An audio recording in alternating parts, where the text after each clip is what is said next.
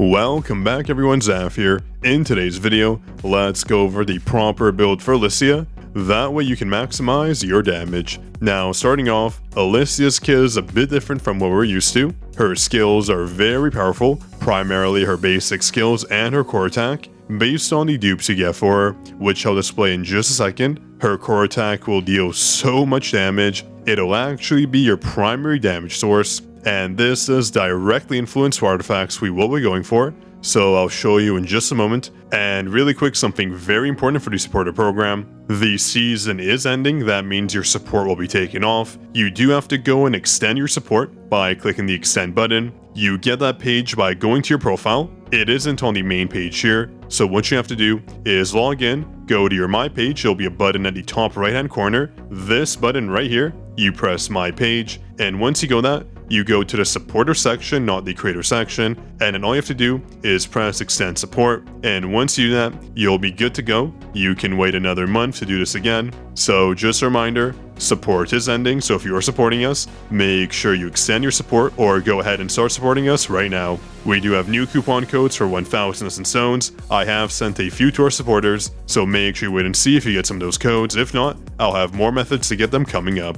But looking at her passive abilities, you can see that her core attack does get a lot of additional effects applied to it. When Eternal Frost, Winter Storm, or Ice Needle is used, they apply the Frost effect to the user, and what the Frost effect does is it activates core attack. The user's core attack changes to Bitter Cold Spear, and when the user uses Bitter Cold Spear, it consumes Frost up to 3 instances at once, where Bitter Cold Spear's damage is increased by 60% per Frost instance that's been consumed, increasing up to 180%, which lets us deal so much more damage. Her core attack is already very strong, so this right here, changing it to Bitter Cold Spear, will allow it to deal even more damage at once. And if we go down to our A5 bonus, you can see it increases Bitter Cold Spear's damage by 50%, and when it hits, it applies the freeze effect to the target, so you can keep looping these freezes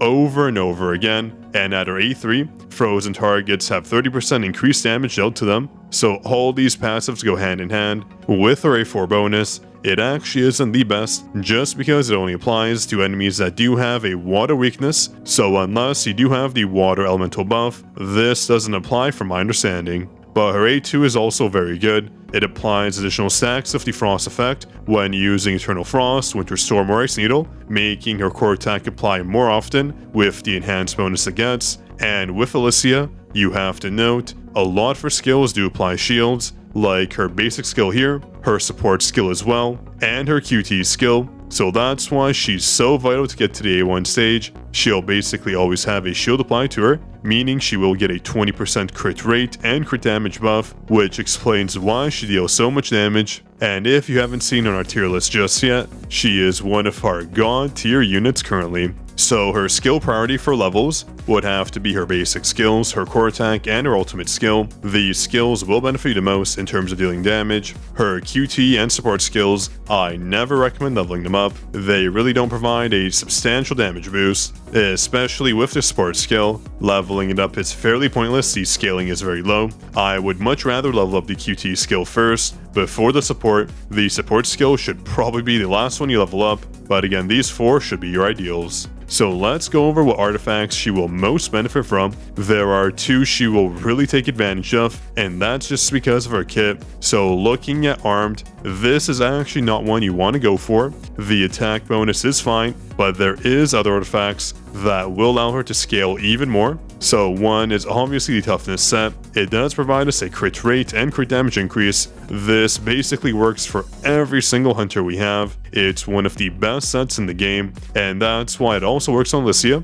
She scales fantastically with crit, so once you get her crit to 50%, this amount here stacks on top of it. If you didn't know, our crit rate is capped at 50%. That's why the 50% number is the magic number we have. You want to optimize your artifacts so they don't push you past that point. But with the artifact passives, weapon passives, and even hunter passives, they add on top of it. They don't contribute to the 50% limit, so that's why this is so good, and that's why having your crit to the maximum point is a necessity. Getting this crit damage buff just means we're always having it applied, because our crit rate is so high. And with Alicia's passive, as I showed you earlier, she gets a 20% base increase when she has a shield, and because she is long range and her skills do provide shields on basically most of them, she will always have this activated, meaning she'll have close to a 100% crit rate, always applying her crit, dealing tons and tons of damage. And another reason why her core attack is so good,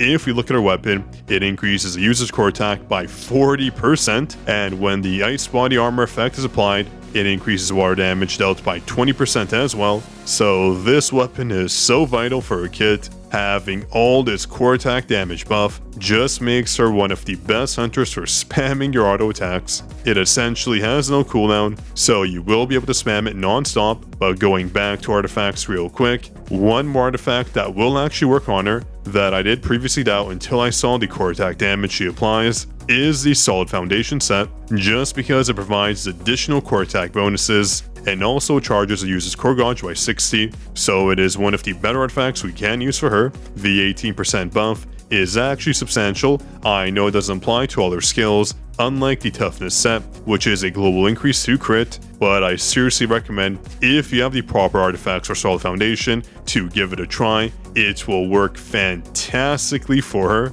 You cannot underestimate how strong her core attacks are. Even at the A0 level, they are quite powerful, but as she goes from A1 to A2 to A5, her core attacks will completely nuke the targets, on top of dealing consistent damage and freezing them, making defeating enemies so easy. So the two sets I do recommend would have to be the Toughness set and also the Solid Foundation set. These two work so well for Alicia. You can possibly go for Armed as well. It won't provide the substantial gains from the other two, but it is still not bad. Same with one hit kill, it is okay. Decreasing her ultimate skill cooldown by 40% and increasing the damage, not too bad. But what I would recommend is either going for a complete set of Toughness or a complete set of Solid Foundation. That will probably be your best bet. You can go 2 and 2, but getting the full set bonus for each will be much better for increasing your overall DPS. Now, looking at our accessories, there are a few that do stand out. With accessories, you do have a lot of options, so don't worry too much about getting them right. In no particular order, we have the Concentration of Firepower. This one is a solid artifact to get. It increases the user's damage dealt by 18%, and it also reduces the cooldown of your basic skills by 18% as well, so a solid buff. It does increase your mana usage, but honestly, with the damage you'll deal with Alicia, you won't have too many problems there. You'll be dishing out so much damage that the enemies will have a very hard time surviving.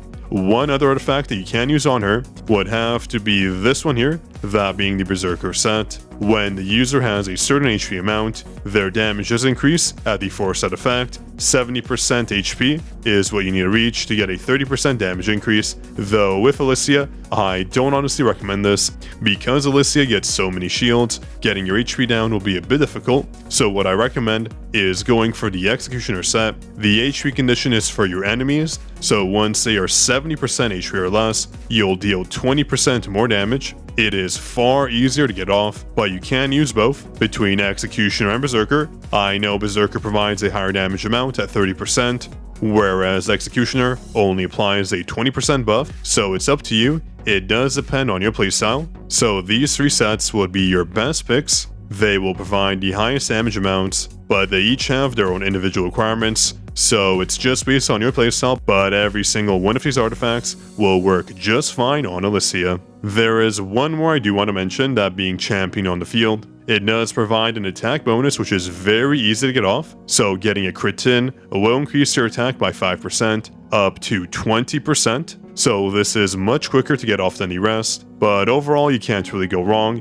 with any of the ones I mentioned. But knowing how much damage Alicia will do, it'll be much easier to get off the Executioner set compared to Berserker, for example, since again with the shields being applied to Alicia, it'll take a bit longer for Alicia to drop to the 70% HP threshold. So I do hope this build guide did help you out. If you enjoyed, drop a like, be sure to subscribe to the channel, and if you have any inputs, be sure to drop a comment down below. I'll be sure to read it and reply back. That is all I had for you today. This is Zaf signing out.